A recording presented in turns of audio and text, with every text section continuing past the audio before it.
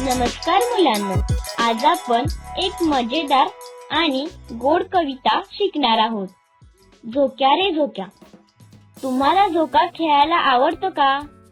वा, खूप छान. झोक्या रे झोक्या, चल उंच जाऊ, चिमणीच्या बाळांना हळूच पाहून येऊ. चिमणीच्या बाळांना हळूच पाहून येऊ.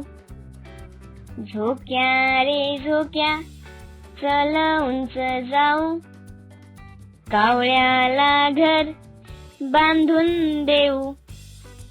कावळ्याला घर बांधून देऊ.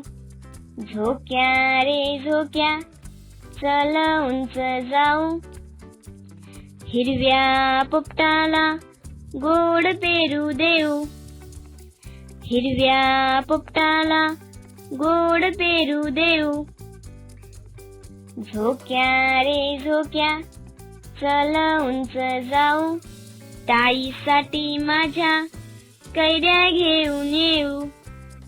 ताईसाठी माझ्या कैऱ्या घेऊन येऊ. झोक्या रे झोक्या, चल उंच जाऊ.